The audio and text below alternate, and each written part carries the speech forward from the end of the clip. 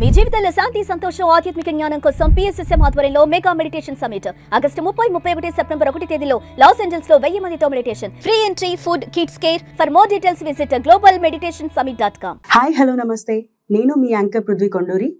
Welcome to Suman TV USA.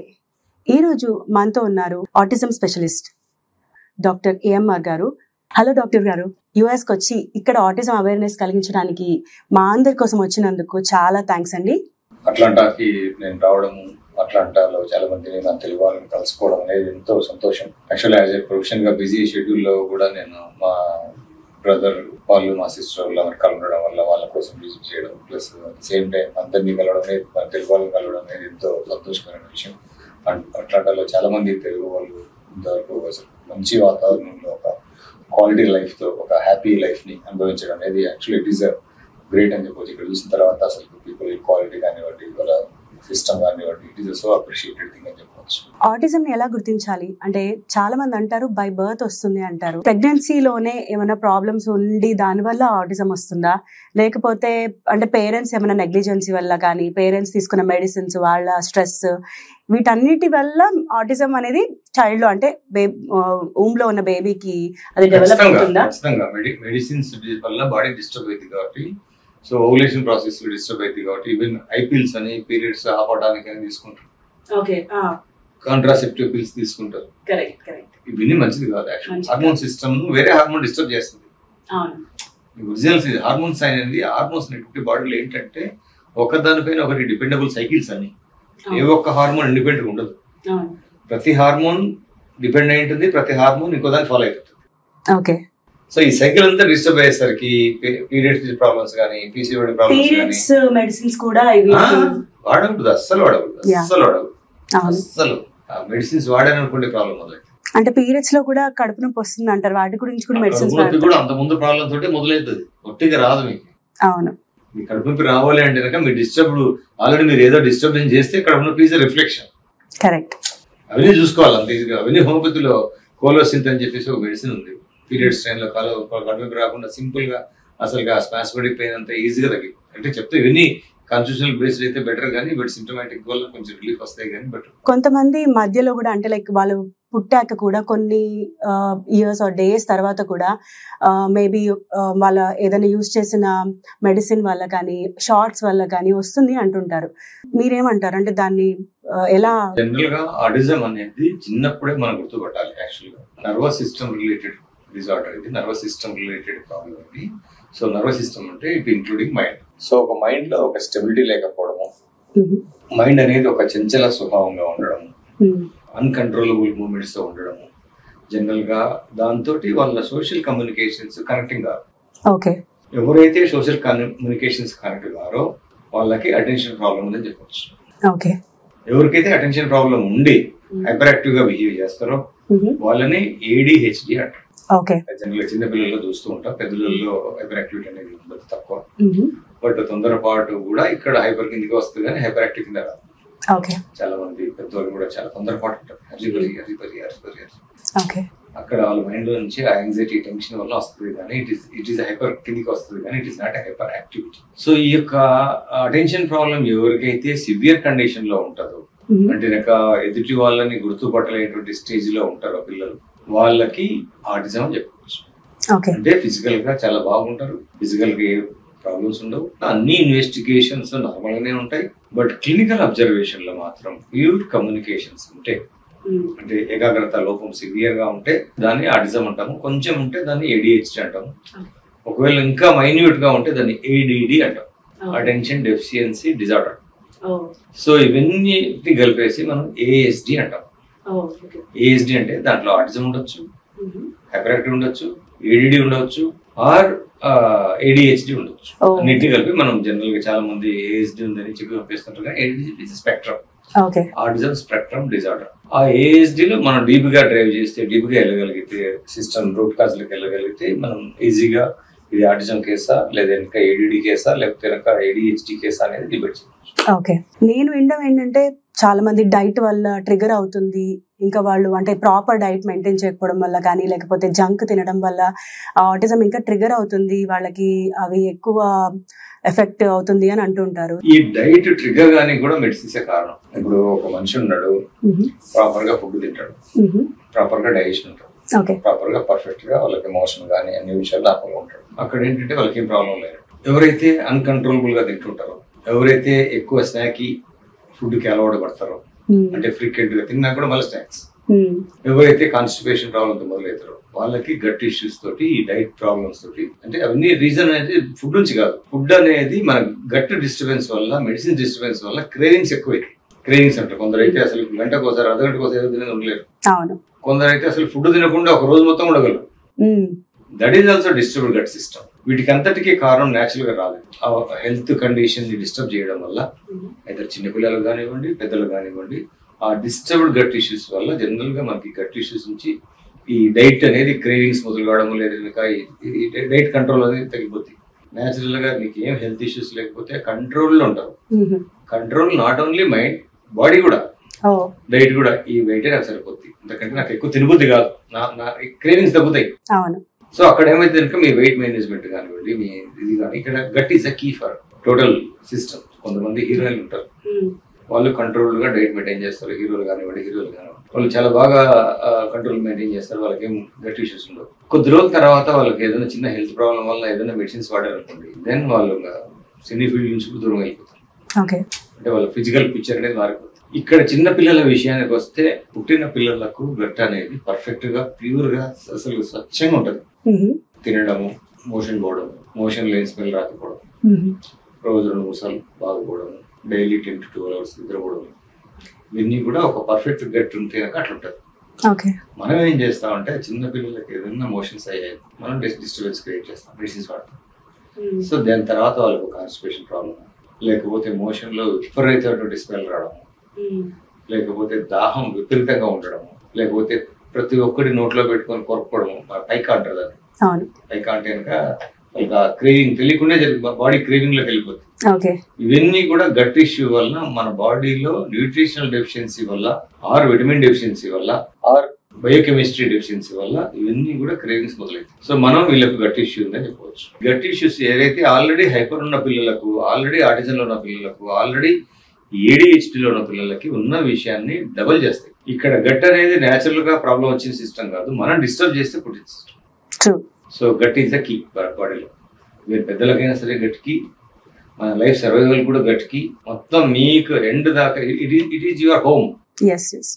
మీ కడుపు అనేది మీ ఇంటితో సమానం. మీరు ఎంత నీట్ గా పెట్టుకుంటారు, ఎంత అరేంజ్మెంట్ నీట్ గా దాన్ని సిస్టమేటిక్ చేసుకుంటారు, ఎంత తక్కువ అకామిడేట్ చేసుకుంటారు అనే దాన్ని బట్టి మీ ఫుడ్ తినే స్టైల్ బట్టి ఉంటుంది. నా లైఫ్ స్టైల్, ఇప్పుడు నేను ఎక్కువ ఫుడ్ తింటున్నా అంటే కనుక నా బాడీ అంతా విపరీతంగా కొడుతుంది, నా బిహేవియర్ కూడా ఇంట్లో అట్లే ఉంటుంది.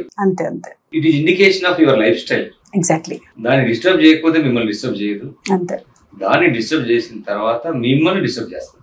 ఏదైనా అవుటర్ అప్లికేషన్ కన్నా మనం ఇన్నర్ హెల్త్ ఇంపార్టెంట్ అన్న. గట్ ఇష్యూస్ మనమే మెడిసిన్స్ వాడకపోతే బాడీ సెల్ఫ్ ట్రీట్ చేసుకుంటుంది. ఈవెన్ మనిషికైనా సరే, అనిమల్ కైనా సరే, ఈవెన్ ఎనీ లైఫ్ బీయింగ్ కి. సో గట్ అనేది సెల్ఫ్ ట్రీట్ చేసుకుంటారు. మోషన్స్ అయ్యాయి, 1 week వెయిట్ చేస్తే తగ్గిపోతాయి, లేదా 3 days వెయిట్ చేస్తే తగ్గిపోతాయి. దానికి ఏదో హోమ్ రెమెడీస్ ఫాలో కావాలా, లేదంటే కనుక ఏదో ఓరల్ ఫ్లూయిడ్స్ తీసుకోవాలా. అందరికీ అంతే అంటారా? అందరికి అంత తగ్గిపోతాయి.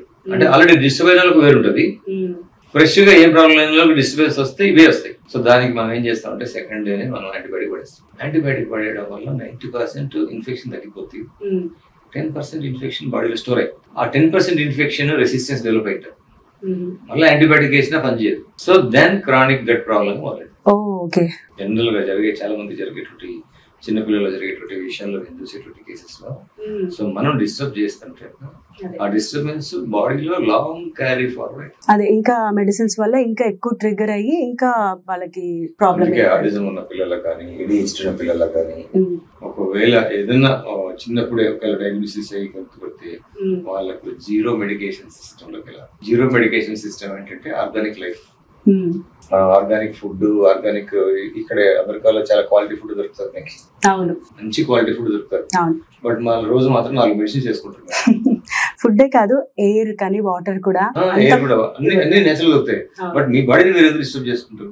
కరెక్ట్. మెడిసిన్స్ తోటి ఇది నాకు కూడా వర్తిస్తుంది యాక్చువల్లీ. ఇది కూడా ఇంపార్టెంట్. అసలు మీకు ఫుడ్ బాగలేకపోయినా పర్లేదు, మీరు బాగుంటే. కానీ మరి ఇప్పుడు హెడ్ ఎక్స్ కానీ ఇలాంటివి వచ్చినప్పుడు మనకి ఇమీడియట్ గా తగ్గాలి అంటే తప్పకుండా మనం మెడిసిన్ తీసుకోవాల్సి వస్తుంది. హెడ్ ఎక్ రావాలన్నా సరే దాని రీజన్ తో వస్తుంది. అంతకు ముందు మీరు డిస్టర్బ్ చేస్తే వచ్చేది, ఒట్టిగా తలనొప్పి రాదు ఎవరికి. బట్ స్ట్రెస్ఫుల్ లైఫ్ యుఎస్ అంటేనే స్ట్రెస్ఫుల్ కూడా మీ ఓపికను బట్టి ఉంటది. మీకు ఓపిక ఉండి మీరు జాబ్ ఇష్టపడితే స్ట్రెస్ అనేది ఉండదు. అవును, చాలా మంది స్ట్రెస్ అంటారు కదా, ఫస్ట్ స్టార్ట్ అయ్యేది స్ట్రెస్ మీ బాడీలోనే. అంటే ఇక్కడ లాంగ్ అవర్స్ వర్కింగ్ అవర్స్. మనిషి పుట్టడం కష్టంతోనే పుట్టాడు. కరెక్ట్. లాంగ్ అవర్స్ అనేది మనిషికి ఏం పెద్ద కౌంట్ లోకి కాదు. అవును, కొన్ని వేల కిలోమీటర్లు, కొన్ని రోజు కనీసం 50 కిలోమీటర్లు నడిచేవాళ్ళు. అవును, బాడీ నేచర్ అది. మన బాడీ ఈజ్ మూవింగ్ థింగ్స్ కి మీరు కష్టం అనేది మీరు అనుకుంటున్నారంటే లాంగ్ అవర్స్ 10 అవర్స్ కూర్చోవాలని, అది అంటే మీ బాడీ బాగుంటే 10 అవర్స్ కాదు, ఇంకా ఎక్కువసేపు అయినా కూర్చోవాలి. మీ బాడీ వీక్ ఉన్నప్పుడు 3 అవర్స్ అయినా మీరు కూర్చోలేరు. ఇక్కడ ప్రాబ్లం రివర్స్ ఆలోచించండి మీరు. ఇక్కడ మీకు కొంచెం మీనింగ్ఫుల్ ఆన్సర్ వస్తుంది. అయితే యాక్చువల్గా నాకు నిన్న సేమ్ ఇదే సిచ్యువేషన్ నాకు వచ్చింది. I was working for 9-10 hours with my camera and all. So నాకు ఐ కుడెంట్ లైక్ అంత చాలా హెడేక్ వచ్చింది. సో నేను టాబ్లెట్ తీసుకోకపోతే నాకు తగ్గదు. ఇది నాకు చాలా ఉంది. సో అట్లాంటి సిచ్యువేషన్ అట్లీస్ట్ మాకు ఒక చిన్న సజెషన్ ఏమైనా ఇస్తారా మేము టాబ్లెట్ అవాయిడ్ చేయడానికి? టాబ్లెట్ ఈ రోజు ఇస్తే తగ్గుతుంది, మళ్ళీ రేపు ఎవరో ఇస్తారు. మీ బాడీ వీక్ అయిపోతుంటది, తలనొప్పి ఎక్కువైపోతుంటది. ఈ తలనొప్పి రేపు పొద్దున హైపర్టెన్షన్ గా మారిపోతుంది. Okay okay. తలనొప్పి అనేది ఒక సింప్టమ్. మీ బాడీ ఇండికేట్ చేస్తుంది సమ్ డిస్టర్బెన్స్ ఉంది నా బాడీలో. So body is giving pain to you. So దానికి రెస్ట్ ఇవ్వాలి. బేసిక్ సెల్ఫ్ ట్రీట్ అంటారు దాన్ని. నేనేం చేసుకోవాలి? మెడిసిన్స్ వాడితే పెయిన్ కిల్లర్ వల్ల ఏమైతుంది? పెయిన్ తగ్గుతుంది కానీ ప్రాబ్లం తగ్గదు. తలనొప్పి తగ్గుతుంది కానీ బట్ తలలో ఉన్నటువంటి ప్రాబ్లం తగ్గాలి అంటే దానికి జనరల్ గా హోమియోపతిలో బెల్లడోనా అనే మెడిసిన్ ఉంటుంది. ఓకే. ఆ బెల్లడోనా వేసుకున్నాక విత్-ఇన్ 5-10 minutes కి మీకు రిలీఫ్ వస్తుంది. అయితే మీరు ఎక్కువ అలోపతి కన్నా హోమియోపతి సజెస్ట్ చేస్తారా? Homeopathy is a nature system. True. Ayurvedic కంటే కూడా సైంటిఫిక్ నేచర్ సిస్టమ్. ఆయుర్వేదిక్ కూడా మంచి సిస్టమ్. అదే I'm not commenting about ayurvedic, wonderful old system. Ayurvedic ఎప్పుడు బాగుంటుంది అంటే ఎక్స్పీరియన్స్ తో ఎవరైతే మెడిసిన్స్ ఇస్తారో వాళ్ళు స్ట్రాంగ్ ఉంటారు. అంటే హెరిడిటరీ సిస్టమ్. మా తాత ముత్తాత బాగా ఆయుర్వేదిక్ డాక్టర్, ఆయన మంచి తయారు చేసేవాడు, ఇచ్చేవాడు అంటే స్ట్రాంగ్ ఉంటుంది. ఇప్పుడున్న సిస్టమ్ లో ఆ హెరిడిటరీ సిస్టమ్ లేదు. బట్ హోమియోపతి విషయానికి వస్తే it is a pure science. Total గా సైంటిఫిక్ సిస్టమ్ అంతా కలిపి హోమియోపతిలో నేచర్ ప్లస్ సైన్స్ కలిపితే హోమియోపతి సైంటిఫిక్ సిస్టమ్ బయటకు వస్తుంది. సో ఎంబ్రియాలజీ ప్రకారం ఎక్టోడర్మ్, ఎండోడర్మ్, మీసోడర్మ్ లో ఏ ప్రాబ్లమ్స్ వస్తాయి, ఎందుకు ప్రాబ్లమ్స్ వస్తాయి, ప్రాబ్లమ్స్ రానికి కారణం ఏంటి, ఫ్యూచర్ లో వచ్చే ప్రాబ్లమ్స్ ఏంటి, ఇవన్నీ కూడా అంటే ఇక్కడ ఒక్కటి కలిగేది. ఈ రోజు తలనొప్పి అనేది ఆగదు. మీకు వచ్చిన తలనొప్పి సరే స్ట్రెస్ తోటి వచ్చింది, ఒక 7 hours లాంగ్ అవర్స్ పనిచేసారు వచ్చింది, ఫ్యూచర్ లో టాబ్లెట్ వేసుకున్నారు తగ్గిపోద్ది, మళ్ళీ 5 years కే తలనొప్పి వస్తుంది, మళ్ళీ 2 hours కే తలనొప్పి వస్తుంది. మళ్ళీ ఎందుకంటే మీ బాడీ వీక్ అయిపోతుంటది. You are thinking about pain, you are not thinking about yourself. మీకు సపోర్ట్ సిస్టమ్ కావాలి, మిమ్మల్ని స్ట్రాంగ్ చేసే సిస్టమ్ కావాలి, మీ తలనొప్పి మళ్ళీ రాకుండా చేసే సిస్టమ్ కావాలి. అది original treatment. That goes to homeopathy. అర్థం సింపుల్ గా నేను అంటే homeopathy it supports you. Me problem ని ట్రీట్ చేయదు, మిమ్మల్ని స్ట్రెంథెన్ చేస్తుంది. మీరే తగ్గించుకోవాలి ప్రాబ్లం ని, నేను కాదు తగ్గించేది అనేటువంటి క్యూర్స్ అనే ఒక సిస్టమ్ ద్వారా డాక్టర్ శామ్యూల్ హన్నన్ వండర్ఫుల్ గా ఇన్వెంట్ చేశారు. German scientist actual homeopathy invent చేసింది. One of the wonderful system. చాలా కొత్త విషయాలు చెప్తున్నారు. Thank you. అయితే యాక్చువల్ గా ఆటిజం కి అసలు క్యూర్ ఉందా? ఆటిజం కి క్యూర్ లేదు, ఖచ్చితంగా లేదు. ఇక్కడ ఆటిజం ట్రీట్ చేయడం లేదు. ఆటిజం యొక్క రూట్ కాజ్ ఏదైతే ఉంటుందో దాన్ని ట్రీట్ చేస్తాం త్రూ హోమియోపతి. బేసిక్ గా అలోపతిలో కానీ ఎన్ని మెడికల్ సిస్టమ్ లో నేను ఇప్పుడు ఆటిజం పేషెంట్ వస్తే ఆటిజం మెడిసిన్ ఇవ్వను, కాన్స్టిట్యూషన్ మెడిసిన్ ఇస్తాను. ఓకే. ఈ కాన్స్టిట్యూషన్ మెడిసిన్ ఇస్తే ఈ కాన్స్టిట్యూషన్ బెటర్ అయిపోతే ఆటిజం తగ్గింది, స్టెబిలైజ్ అవుతూ ఉంటారంట వాళ్ళు. చాలా కేసెస్ నేను చూసే కేసెస్ లో దాదాపు 80%, 85% సార్ మీరు మెడిసిన్స్ తగ్గిన వాళ్ళు ఉన్నారు. అసలు చాలా కేసెస్, వందల కేసెస్, వేల కేసెస్. అంటే నేను చెప్పేది గొప్ప అని చెప్పడం లేదు. అవునవును. అంటే మీకంటూ మీరు చేసిన ట్రీట్మెంట్ మీద మీకు ఆల్రెడీ ఒక కాన్ఫిడెన్స్ అంటూ ఉంటుంది కదా. నాకంటే కూడా నా ట్రీట్మెంట్ పైన నాకు ఎక్కువ కాన్ఫిడెన్స్. డెఫినెట్లీ అది మనం చేసే వర్క్ మీద అఫ్ కోర్స్ మనకి ఉంటుంది. అండ్ మీరు ఆల్రెడీ ఎంతో మంది పేషెంట్స్. నేను కూడా 10 hours ఒక్కోసారి క్లినిక్ లో కూర్చుంటా, నాకేం తలనొప్పి రాదే. తలనొప్పి అనేది ప్రాబ్లం నుంచి రాదు కానీ మనలో నుంచి వస్తుంది, మన సిస్టమ్ లో డిస్టర్బెన్స్. అంటే నా గురించి చెప్పాలంటే నా చైల్డ్హుడ్ అంతా ఓకే చాలా లోవర్ మిడిల్ క్లాస్ లో అయింది. సో మేబీ అంత కేర్ ఏమీ లేదు, ఫుడ్ కూడా మా డైట్ కూడా అంతలాగా ఉండేది కాదు. సో మేబీ దాని వల్ల మేము వీక్ అయి ఉండొచ్చు కదా. మీరు ఇందాక అన్నారే లోవర్ మిడిల్ క్లాస్ అని, ఒకప్పుడు లోవర్ మిడిల్ క్లాస్ వాళ్ళే స్ట్రాంగ్ ఉండేవాళ్ళు. అవును. అప్పర్ మిడిల్ క్లాస్ వాళ్ళు ఒకప్పుడు వాళ్ళ దగ్గర డబ్బులు ఉంటాయి కాబట్టి మెడిసిన్ కొనుక్కొని వాళ్ళ హెల్త్ డిస్టర్బ్ చేసుకుంటారు. లోవర్ మిడిల్ క్లాస్ దగ్గర డబ్బులు లేవు కాబట్టి మెడిసిన్ కొనుక్కోకుండా సెల్ఫ్ ట్రీట్ చేసుకుంటారు. ఇది మాత్రం 100% కరెక్ట్ అండి. ఒకప్పుడు డయాబెటీస్ అనేది లగ్జరీ, డబ్బులు ఉన్న వాళ్ళకే డయాబెటీస్ వస్తుంది అనే మాట ఉండేది. ఎందుకు డబ్బులు ఉన్న వాళ్ళకి డయాబెటీస్ వస్తుంది అంటే డబ్బులు ఉన్నవాడు మెడిసిన్ కొంటాడు కాబట్టి ప్రాబ్లం తెచ్చుకున్నాడు. మెడిసినే కాదు, ఈ జంక్ కూడా ఎక్కువ ఉంటుంది. ఉండొచ్చు, ఉండకూడదు, జంక్ ఫుడ్ తినకూడదు. ఫుడ్ అనేది మీ డిస్టర్బెన్స్ తర్వాత ఫాలో అయ్యే సిస్టమే కానీ డైరెక్ట్ గా మీరు పర్ఫెక్ట్ గా ఉంటే, మీరు కంట్రోల్ గా ఉంటే, మీరు హెల్తీగా ఉంటే జంక్ ఫుడ్ కూడా తినబుద్ది కాదు. కరెక్ట్. అదే నీకు ఆ క్రేవింగ్స్ తగ్గుతాయి. ఇక్కడ నేను చెప్పేది నేను చూస్తాను కదా, మీ యొక్క క్రేవింగ్స్ అనేటువంటి కంట్రోల్ అయిపోతాయి. ఒకప్పుడు అసలు పల్లెటూళ్ళలో మనకేం ప్రాబ్లం ఉండేది, అంతా middle class family, lower class family నుంచి చాలా మంది డెవలప్ అయ్యారు, వచ్చింటారు. అప్పర్ క్లాస్ కి లోవర్ క్లాస్ తేడా ఏంటంటే అప్పర్ క్లాస్ లో డబ్బులు మెడిసిన్స్ కొనుక్కొని హెల్త్ డిస్టర్బ్ చేసుకుంటారు, సోర్సెస్ ఎక్కువ ఉంటాయి కాబట్టి. ఇప్పుడు లో క్లాస్ వాళ్ళు కూడా మెడిసిన్స్ అవైలబుల్ ఉంది కాబట్టి కొనుక్కొని డిస్టర్బ్ చేసుకుంటారు. అంతే అంటారా?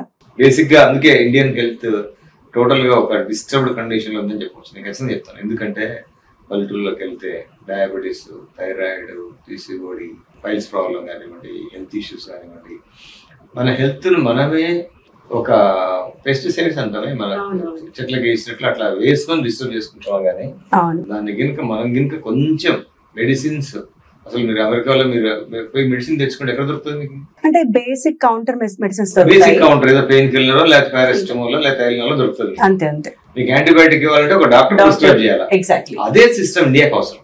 కరెక్ట్. ఇండియాలో మనకి దాని వల్ల టోటల్ హెల్త్ కండిషన్స్ అంతా డిస్టర్బ్ అయిపోతుంది. ఓపెన్ మెడికల్ సిస్టమ్ వల్ల, ఓపెన్ మెడికేషన్ అవైలబిలిటీ వల్ల, అంటే మెడిసిన్స్ మీకు సపోజ్ మీకు జలుబు చేసింది, మీకు యాంటీబయాటిక్ వేసుకోవాలని ఉంటది, దొరకలేదు, డాక్టర్ ఇవ్వలేదు, వెయిట్ చేశారు, తగ్గిపోయింది. దానివల్ల మీరు స్ట్రాంగ్ అయ్యారా కానీ నెక్స్ట్ టైం జలుబు రాదు మీకు. అవును. అదే మీరు ఇండియాకి వెళ్ళినప్పుడు జలుబు చేస్తేనే antibiotic second day third day పడుతుంది ఖచ్చితంగా, మళ్ళీ ఆ ఇన్ఫెక్షన్ అంతా లోపలికి వెళ్ళిపోద్ది. అక్కడ నుంచి మీ సిస్టమ్ అంతా డిస్టర్బెన్స్ మొదలై అర్థం మీకు. మన హెల్త్ కండిషన్స్ కు మన బాడీ లోపల మన సైకిల్ అలా అవుతూ ఉంటుందంట. మన బాడీలోనే ఒక పెద్ద డాక్టర్ ఉన్నాడు. మన body is a doctor. Self cure అవుతుంది. ఇప్పుడు అనుకుంటున్నామే ఆర్టిఫిషియల్ ఇంటెలిజెన్సీ అని, న్యాచురల్ ఇంటెలిజెన్సీ మన బాడీలో ఉంది. ఇంత దూరం హ్యూమన్ బీయింగ్ లైఫ్ ఇంత దూరం వచ్చింది అంటే న్యాచురల్ ఇంటెలిజెన్సీ వల్ల వచ్చింది. Self development, gene self develop చేసుకునే హ్యూమన్ బీయింగ్ దాకా వచ్చింది. ఆర్టిఫిషియల్ ఇంటెలిజెన్సీ ఇంకా తర్వాత విషయం. మీకు మనం ఏం చేస్తున్నాం, ఆర్టిఫిషియల్ డిసీజెస్ కి కన్వర్ట్ చేసుకుంటాం. అంటే మనమే డిసీజెస్ తెచ్చుకుంటున్నాం. అక్కడ మేజర్ మిస్టేక్ చేస్తున్నారు చాలా మంది కూడా. సో ఒక మెడిసిన్ అనేది ఒక వ్యాపారంగా, ఒక మాఫియాగా, ఇంకా మెడిసిన్ ఫుడ్ లేకపోయినా మనం బతకచ్చు, కానీ మెడిసిన్ లేకపోతే బతికే రోజులు చాలా ఘోరమైన సిచ్యువేషన్స్ విషయంగా ఘోరం అవుతాయి. చెప్తున్నా కదా, it leads to cancer, it leads to psychiatric problem, it leads to major health issues. కొత్త ఇంకా మనమే చెప్తాం కదా, nervous system is the starting system, nervous system is the ending system. మన ప్రాబ్లమ్స్ ఎండింగ్ లోకి వెళ్ళిపోతున్నాయి. సో మనం మెడికేషన్ సిస్టమ్ లో కనుక మనం జాగ్రత్తలు తీసుకోకపోతే ఫ్యూచర్ లో ఒక అన్హెల్తీ ఇండియా చూడొచ్చు. ఓకే, అంటే చెప్తున్నాను, ప్రాక్టికల్ అనాలిసిస్ చెప్తున్నా. మెడిసిన్స్ ఇవ్వాలి, డాక్టర్ ప్రిస్క్రైబ్ చేసిన తర్వాత, డాక్టర్ అవసరమా లేదా అని చెప్పిన తర్వాత మెడిసిన్స్ వాడే సిస్టంలోకి వెళ్ళగలిగితే అప్పుడు స్టాప్. ఈవెన్ డాక్టర్స్, చాలా మంది డాక్టర్స్ కూడా ఇద్దరు టెంపరీ ఈ రోజు ఆలోచిస్తారే కానీ ఫ్యూచర్ లో మన సిస్టమ్ డిస్టర్బెన్స్, మీరు డబ్బులు లేకపోయినా బతకచ్చావు కానీ హెల్త్ లేకపోతే ఎట్లా బతుకుతారు? ఎగ్జాక్ట్లీ, అది మాత్రం కరెక్ట్ అండి. అంతే కదా, more important. Your body is your property, your body is your total. మీ దగ్గరే ఉంది మీ ఆస్తులన్నీ, బయట లేవు. సంపాదించుకునేది మీ బాడీ సంపాదించుకుంది. మీ బాడీ వీక్ ఉన్నప్పుడు కొందరు ఉంటారు అసలు విపరీతమైనటువంటి ధనం మీద అహంభావం ఉంటది, బట్ బాడీ గురించి ఏం పట్టించుకోరు. నిజమే, అది మాత్రం చాలా మంది. అంటే కొందరు కాన్షియస్ ఉండి, ఇక్కడ నేను చూస్తూ ఉంటాను, లైఫ్ లో బిజీగా ఉండి వాళ్ళ స్కిన్ చూస్తే తెలుస్తుంది వాళ్ళు ఎంత హెల్దీగా ఉన్నారని. అది కరెక్ట్ అంటారా మీరు? విషయం చెప్పాలా, మన బాడీ, మన కాన్షియస్ అనేది ప్రతి expression is indication of your health. Exactly, మన హెల్త్ అనేది ఇండికేట్ చేస్తుంటది. మనం ఏం మాట్లాడాలా, ఎట్లా, ఇదంతా కూడా మనం ఏం మాట్లాడుతున్నాం కదా, ఎట్లా మాట్లాడుతున్నాం మన జీన్ నుంచి వచ్చే సిస్టమ్. సో ఇట్లా మన హోమియోపతిలో కాన్స్టిట్యూషనల్ మెడిసిన్ ద్వారా మనం చాలా హెల్త్ ఇష్యూస్ కంట్రోల్ చేసుకోవచ్చు, తగ్గించుకోవచ్చు. అయితే పెద్దవాళ్ళకి కానీ చాలా మందికి కొంచెం ఫోకస్ లేదు అన్నప్పుడు, లేకపోతే మెస్సీగా ఉన్నారని, అంటే వాళ్ళు ADHD ఉంది అలా అనుకుంటూ ఉంటారు. అది ఎంతవరకు కరెక్ట్? పెద్దవాళ్ళలో దాన్ని ADHD అనలేము, అది డిమెన్షియా ప్రాబ్లం కానివ్వండి, అల్జిమర్స్ కానివ్వండి. ఓకే. అది అంటే నర్వస్ సిస్టమ్ బాగా ఉండి సో ఏజ్ లో అంటే ఒక ఏజ్ వచ్చిన తర్వాత గుర్తుపట్టలేకపోవడం, ఒక ఏజ్ కి వచ్చిన తర్వాత వాళ్ళకి అసలు మతి మార్పు విపరీతంగా పెరిగిపోవడం అనేటువంటిది అది ఒక న్యూరలాజికల్ కండిషన్. అది కూడా డిసీజ్ కాదు, అది కూడా డిజార్డరే. బట్ దాన్ని మనం అంటే ఆ నర్వస్ సిస్టమ్ ఎర్లీ కండిషన్స్ లో మనం ఆటిజం ఉంటాం, లేటర్ కండిషన్స్ లో దాన్ని ఆల్జిమర్స్ కానివ్వండి, డిమెన్షియా కానివ్వండి, వాట్ ఎవర్ ఫర్గెట్ఫుల్నెస్ కానివ్వండి, మనం జనరల్ డిసైడ్ చేసుకుంటాం. సో అంటే ఫంక్షన్ అంతా నర్వస్ సిస్టమ్ అంతా పర్ఫెక్ట్ గా ఉండి బాగా డెవలప్ అయ్యి సమ్ డిస్టర్బ్డ్ కండిషన్స్ ద్వారా వాళ్ళకి మతిమరుపు వస్తుంది. మతిమరుపు అంటే ఏంటంటే నేను గుర్తుపెట్టుకున్నా కూడా గుర్తుపట్టలేకపోవడం. అవును, మీ పేరు నేను పృథ్వీ అని గుర్తుపెట్టుకుంటాను, బట్ నాకు తర్వాత గుర్తురాదు, అది మతిమరుపు. బట్ మీరు నాకు చెప్పింటారు మీ పేరు, నేను గమనించలే, దాన్ని ఆటిజం. నేను నా మైండ్ లోకి తీసుకోలేదు మీ పేరు, నేను ఎట్లా చెప్పగలను మీ పేరు?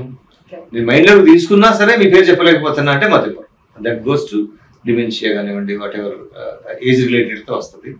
ఇక్కడ వచ్చేసి బికాస్ ఆఫ్ రెస్ట్లెస్ మైండ్ వల్ల, బికాస్ ఆఫ్ అన్స్టేబుల్ మైండ్ వల్ల, కమ్యూనికేషన్ ప్రాబ్లమ్స్ తోటి హైపర్ యాక్టివ్ కానివ్వండి, ఆటిజం కానివ్వండి, ADHD కానివ్వండి. ఓకే. ఇంకొకటి చాలా మంది లేజినెస్ ని కూడా ఈ మధ్య ADHD అనేది ఇచ్చేస్తున్నారు. అంటే వాళ్ళు మేబీ వాళ్ళలో ఉండే ఆ కొంచెం ప్రొక్రాస్టినేషన్ కానీ వీటన్నింటికి నేను ఉండట్లేదు, ఫోకస్ చేయలేకపోతున్నా అని కూడా ADHD అని ఒక పేరు ఇస్తున్నారు. సో అంటే చాలా మంది ఇప్పుడు నేను చూసాను కదా US లో ఇక్కడ లేజినెస్ కంటే కూడా కేర్లెస్నెస్ అంటున్నారు. ఓకే. బద్ధకం వేరు, నిర్లక్ష్యం వేరు. ఓకే. లేజినెస్ అంటే ఫిజికల్ గా బద్ధకంగా ఉండడం, నిర్లక్ష్యం అంటే కావాలని వాంటెడ్ గా కేర్లెస్ బిహేవియర్, అది మైండ్ సంబంధించింది. కేర్లెస్ బిహేవియర్ లో ఎక్కువ ఉంటారు. ఎవరు కేర్లెస్ బిహేవియర్ లో ఉంటారంటే ఎవరైతే మెంటల్ గా బాగా రెస్ట్లెస్ కండిషన్ లో ఉంటారో పిల్లలు, హైపర్ యాక్టివ్ పిల్లలు కానివ్వండి, రెస్ట్లెస్ పిల్లలు కానివ్వండి. సో వాళ్ళు భయం పడినప్పుడు మాత్రమే రియాక్ట్ అవుతారు, భయం లేకపోతే దే డోంట్ కేర్. ఇప్పుడు మమ్మీ అంటే భయం, ఫాదర్ అంటే భయం లేదు, ఫాదర్ ఏం మాట్లాడినా భయపడ్డు, నిర్లక్ష్యం. మమ్మీ కొంచెం వాయిస్ రైజ్ చేసిందంటే రియాక్ట్ అవుతారు. అవును. ఒక మూవీ చూసానండి, దాంట్లో ఒక ఆటిజం అమ్మాయి తను ఉండే ప్లేస్ ని మూవ్ చేసేస్తే చాలా ట్రిగర్ అయిపోతుంది. అండ్ తను ఉన్న ప్లేస్ ని వాళ్ళు మొత్తం ఆ ప్లేస్ అని డిమాలిష్ చేసేసి వాళ్ళు అక్కడ ఏదో ప్రాజెక్ట్ స్టార్ట్ చేద్దాం అనుకుంటారు. సో అంటే తన ఉండే ప్లేస్ ని ఎవరు డిస్టర్బ్ చేయకూడదు, తన వస్తువులు తనకు నచ్చినట్టే ఉండాలి అని వీళ్ళందరూ అనుకుంటారు కదా. సో అలా జరుగుతుందా? అంటే డిస్టర్బ్ చేస్తే వాళ్ళు ట్రిగర్ అవుతారా? అంటే ఏమైందంటే కొందరు ఆటిజం పిల్లలలో అంటే ఒక్కొక్క ఆటిజం పిల్లలకు కొన్ని సింప్టమ్స్ ఉంటాయి. అందరు ఆటిజం పిల్లలకి కామన్ ఏముండవు. కామన్ ఏముంటది, అన్స్టెబిలిటీ ఉంటుంది కామన్. ఇక్కడ మీరు చెప్పిన పాయింట్కి వస్తే ఫిక్సేషన్స్ అని కొన్ని ఉంటాయి. ఈ ఫోన్ ఇట్లాగే ఉండాలా, కదిలించకూడదు, కదిలించా సరే మరి ఇక్కడ ఈ ప్లేస్ ఇట్లే ఉండాలా, ఈ చీర ఇట్లే ఉండాలా, ఈ ప్లేస్ ఇట్లే ఉండాలా, అదంతా కూడా ఒక అది కాన్స్టిట్యూషనల్ ఆటిజం లో వన్ ఆఫ్ ద సిమ్టమే కానీ మైల్డ్ ఆటిజం లో వస్తుంది జనరల్గా. ఓకే. అండ్ మా తెలిసిన వాళ్ళలో ఒక అమ్మాయి ఉంది, వాళ్ళు ఒక 6 months బ్యాక్ మా ఇంటికి వచ్చారనమాట. సో నేను ఆ అమ్మాయిని చూసాను ఏంటంటే తనకి నచ్చని పని ఏదైనా జరిగినప్పుడు రిపీటెడ్ గా దాన్ని సౌండ్స్ చేయడము, కొంచెం తను ట్రిగర్ అయినట్టు కనిపించడము అలా జరిగింది. ఎందుకు అంటే వాళ్ళు ఎక్స్ప్రెస్ చేయలేరు కాబట్టి వాళ్ళు అలా చేస్తుంటారా? అంటే వాళ్ళ కైండ్ ఆఫ్ ఎక్స్ప్రెషన్ అంటారా? అది కైండ్ ఆఫ్ ఎక్స్ప్రెషన్ కాదు, వాళ్ళకి ఆల్రెడీ అటెన్షన్ సీకింగ్ ఉంటారు. సౌండ్ చేస్తే వాళ్ళపైన అటెన్షన్ చేస్తాం కాబట్టి దే లైక్ దట్. అట్లా ఉండొచ్చు, లేకపోతే ఎదుటోళ్ళని డిస్టర్బ్ చేయడం అంటే ఇష్టం. ఓకే. మిస్చీఫ్ అంటారు దాన్ని. అది ఒకటి ఉండొచ్చు. So it is depend on the behaviour. అంటే ఆటిజం ప్లస్ బిహేవియర్స్ లో ఇటువంటి కనిపిస్తూ ఉంటాయి. అంటే అందరి పిల్లలు అన్ని కనిపించవు. సో వాళ్ళు కొందరు నాయిస్ చేస్తే హ్యాపీ ఫీల్ అవుతారు. They feel more happy with something. So that some children are very sensitive to noise. Some children are expecting attention. Because of the కొడతనే ఉంటారు. వద్దని చెప్పడానికి మీరు వద్దని చెప్తే దే ఫీల్ హ్యాపీ, ఇన్సెక్యూర్ ఉంటారు. సో ఇవన్నీ కూడా మనకు అంటే కన్సిస్టెంట్ ఎక్స్ప్రెషన్ సింటమ్సే కానీ అంటే అందరి పిల్లలు అన్ని ఉండవు అట్లా. కాకపోతే ఇప్పుడు మీరు అమ్మాయిలో వేరే వాళ్ళు వేరే ఉంటాయి అట్లా. Depend on the constitutional expressions అంటారు దాన్ని. పద్ధతిలో ఒక కాన్స్టిట్యూషన్ కొన్ని సిమ్టమ్స్ ఎక్స్ప్రెస్ చేస్తుంది. ఆ ఎక్స్ప్రెషన్స్ అందరిలో కామన్ గా ఉండవు. ఓకే, సో వీళ్ళకి స్పెషల్ స్కిల్స్ ఏమన్నా వచ్చే ఛాన్స్ ఉంటుందా? అంటే వీళ్ళు నేర్చుకోగలుగుతారా? వీళ్ళలో ఆ టాలెంట్ ఉంటుందంటారా? అంటే ఇక్కడ ఏమైందంటే ఇంకా వాళ్ళకి మెమరీ ప్రాబ్లం ఉండదు. ఓకే, ఆటిజం పిల్లలకి. ఓకే, స్పెషల్ స్కిల్స్ అంటారా, వాళ్ళకి ఏదైతే ఇంట్రెస్ట్ ఉంటుందో వాళ్ళు టూ స్పెషాలిటీ అయిపోతారు. Two speciality. ఓకే, ఇంట్రెస్ట్ ఉంటే కామన్ సెన్స్ ఉండదు మన వాళ్ళకి. అదే ఫోకస్డ్ సెన్స్, కామన్ సెన్స్ ఉండదు. ఓకే, బట్ దే ఆర్ వాళ్ళకి ఇంట్రెస్ట్ ఉన్న కాడ కొందరు ఉన్నారు. చిన్న 3 years బాబు ఓకే మొత్తం క్లయింట్స్ గురించి చెప్తాడు. ఇక్కడ అంటే అవన్నీ కూడా కాన్స్టిట్యూషన్ ఒక్కొక్క మైండ్ బట్టి దాన్ని బట్టి ఉంటది. కానీ సో హైపర్ యాక్టివ్ బ్రెయిన్ అంటారు దాన్ని. హైపర్ యాక్టివ్ బ్రెయిన్ అంటారు అంటే ఇంకా ఓవర్ గా దాన్ని యాక్టివ్. కొందరు పిల్లలు అసలు మీ బర్త్డే డేట్ చెప్పండి, ఆ డే చెప్తారు. సూపర్ కదా. విత్-ఇన్ 30 seconds లో December 11th, 1975 ఏ రోజు అవుతుందంటే విత్-ఇన్ 30 seconds లో చెప్తారు. వావ్. సో వాళ్ళకి ఉంటుంది, మెమరీ ఉంటుంది. Common sense important, extra sense అవసరం. It's not a good. అది చాలా మంది మంచిదని ఫీల్ అవుతుంటారు కానీ extra sense is not always good. అవును, common sense, communication sense is more important. మీ క్లయింట్స్ లో అంటే మీ దగ్గరకు వచ్చిన వాళ్ళలో ఎంత మంది తగ్గిపోయి ఒక నార్మల్ లైఫ్ కాకపోయినా అట్లీస్ట్ ఒక నార్మల్ లైఫ్ ఎందుకో నేను చూసే కేసెస్ లో దాదాపుగా 80% కేసెస్ అసలు చాలా బాగున్నాడు సార్. ఉన్నాయి 20%, 25% కేసెస్ కొంచెం డిఫికల్ట్ గానే ఉన్నాయి. నాకు కూడా వాళ్ళ రెస్పాన్స్ లో ఉండడం వల్ల కానివ్వండి, కొంచెం ఏజ్ ఎక్కువ వాడడం వల్ల కానివ్వండి, లేకపోతే అదర్ అసోసియేటెడ్ హెల్త్ ఇష్యూస్ వల్ల కానివ్వండి. కానీ బట్ నార్మల్ లైఫ్ ఒకప్పుడు అసలు ఫ్యూచర్ లో ఆటిజం ఉందా మా బాబుకి అనే విషయం కూడా వాళ్ళకి గుర్తుండదు. అవసరం అండి, అసలు చేయగలిగినటువంటి సిస్టమ్ చేసుకుంటా చెప్తున్నా. అట్లా వెరీ స్ట్రాంగ్ రిజల్ట్ ఓరియంటెడ్. అవసరం అండి. అయితే ఇప్పుడు డైట్, ప్రాపర్ లైఫ్ స్టైల్ వల్ల ఆటిజం అనేది తగ్గే ఛాన్సెస్ చాలా ఉంది. కంట్రోల్ అయితే డైట్ వల్ల కంట్రోల్ అయితే కానీ తగ్గదు. చాలా మంది డైట్ కంట్రోల్ చేస్తే కంట్రోల్ అయితే అంటారు కానీ బట్ టెంపరీగా మీకు డైట్ తోటి కంట్రోల్ అయితే కానీ బట్ డిస్టర్బెన్స్ క్లియర్ కాదు. ఓకే, ఇక్కడ డిస్టర్బెన్స్ క్లియర్ చేయాలి అంటే హోమియోపతి లాంటి సిస్టమ్ తోనే మీకు పాసిబుల్. ఏ మెడికల్ సిస్టమ్ కూడా మీకు అంటే చాలా మంది స్టెమ్ సెల్ థెరపీ అంటారు, లేకపోతే రెడ్ లైట్ థెరపీ అంటారు, లేదా ఆక్సిజన్ థెరపీ అంటారు. కొత్తగా ఇవన్నీ కూడా బయట నుంచి మనం చేసేటువంటి వృధా ప్రయాసలే కానీ వాటి వల్ల ఇంకా ట్రిగర్ అయ్యే ఛాన్స్ ఉందా? అంటే లోపల బెటర్ కాకపోయినా లోపల పెరిగిపోతుంటారు.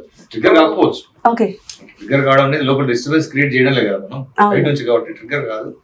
బట్ ప్రాబ్లం అనేది క్యారీ ఫార్వర్డ్ అవుతుంటారు. ఓకే, సో పుట్టినప్పుడే తెలియాలి మనకి, లేదా కొంతమంది తెలిస్తే అంత ఎర్లీ ట్రీట్ చేసుకుంటే అంత మంచిది. మధ్యలో అయితే రాదు. మధ్యలో రాదు అసలు, తెలియడం లేట్ అంతే. 3 years 4 years మీ పిల్లవాని యొక్క మైండ్ అనేది స్ట్రాంగ్ అవడానికి టైం పడుతుంది. ఓకే, అంతవరకు మీరు జాగ్రత్తగా చూసుకోవాలి. ఓకే, ఏ మెడిసిన్స్ వాడకుండా, అన్వాంటెడ్ వ్యాక్సిన్స్ లేకుండా, అన్నెసెసరీ వ్యాక్సిన్స్ లేకుండా, వ్యాక్సిన్ మీద వ్యాక్సిన్ వేయకుండా, డిస్టర్బ్ చేయకపోతే సెల్ఫ్ గ్రోత్ సిస్టమ్ లో న్యాచురల్ గా ఎట్లయితే వచ్చిందో బాగుంటుంది. 3-4 years 5 years తర్వాత వాళ్ళకి ఆ స్ట్రాంగ్ మైండ్ ఏర్పడుతుంది. కాబట్టి మీరు ఏదైనా చేసినా తట్టుకుంటది. కరెక్ట్. అప్పుడప్పుడే పుట్టిన మైండ్, అప్పుడప్పుడే పుట్టిన నర్వస్ సిస్టమ్. సో మీరు ఎర్లీగా డిస్టర్బ్ చేసే కొద్దీ ఎర్లీ ప్రాబ్లమ్సే వస్తాయి. ఓల్డ్ మెథడ్స్ ఇవన్నీ మీరు పాతకాలం పద్ధతి ఫాలో అయితే చాలు. డెలివరీ హాస్పిటల్ కాదు, ఇంట్లో అయ్యేటోళ్ళు, పొలంలో అయ్యేటోళ్ళు. సో మీరు న్యాచురల్, మనం ఓవర్ సెక్యూర్ అయిపోయి మనం ఎక్కువ ఆలోచిస్తున్నామే కానీ otherwise it is a nature, normal system. Exactly. ఏం చేయకపోయినా మీ లైఫ్ మీరు బతకగలరు.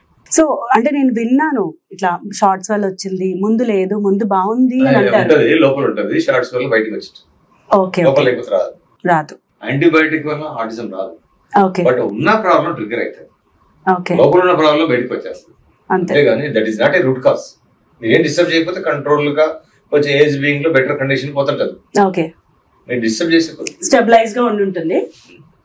Okay, thank you so much అండి. మీరు ఇంత టైం స్పెండ్ చేసి మా కోసం ఈ అవేర్నెస్ ని అందరికి అంటే very new to America, actual గా అట్లాంటి రావడం, వాళ్ళని కలుసుకోవడము, కొద్దిగా అసలు మీ యొక్క ఇంట్రెస్టింగ్ గా రెస్పాన్సిబుల్ గా షో తీసుకోవడం అనేది it is so helpful for all mothers.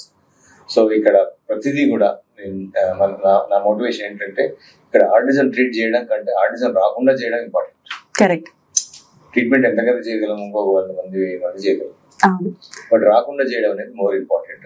Autism రాకుండా ఉండాలంటే ఏం చేయాలి, ఆటిజం నుంచి అవేర్నెస్ క్రియేట్ ఎట్లా చేసుకోవాలి, ఆటిజం నుంచి వేరే వాళ్ళని ఏ విధంగా ఎడ్యుకేట్ చేయాలి అనేటువంటి ఒక రెస్పాన్సిబిలిటీ తీసుకుంటే నెక్స్ట్ ఇయర్ ఒక సైంటిఫిక్ ఆటిజం సెమినార్ చేద్దామని ఆలోచన ఉంది. తప్పకుండా దాంట్లో నేను క్లియర్ గా అసలు నా ప్రాక్టికల్ ఎక్స్పీరియన్స్ అంతా మొత్తం ఒక డేలో అందరికి అసలు ఒక useful, it is useful for your normal పిల్లలకు కూడా ఉపయోగపడుతుంది. తప్పకుండా అండి, will be waiting for you. పిల్లలకు కూడా అసలు ఎందుకు ఏంటి, దీన్ని ఎట్లా ప్రివెంట్ చేసుకోవచ్చు, ఊరికే ఎక్సర్సైజ్ చేస్తేనే హెల్త్ రాదు, డైట్ కంట్రోల్ చేస్తేనే హెల్త్ రాదు, మీరు డిస్టర్బెన్స్ క్రియేట్ చేసుకోకపోతేనే హెల్త్ వస్తుంది. అది మాత్రం 100% కరెక్ట్. నేను చెప్పిన విషయం బ్యాక్ వెళ్ళిపోతున్నా. కరెక్ట్. మీరు ఏం డిస్టర్బెన్స్ క్రియేట్ చేయకపోతే మీకు ఎక్సర్సైజ్ కూడా వస్తుంది. అవును కరెక్ట్. మీరు ఏం డిస్టర్బెన్స్ క్రియేట్ చేయకపోతే మీ డైట్ మొత్తం కంట్రోల్ ఉంటుంది మీకు.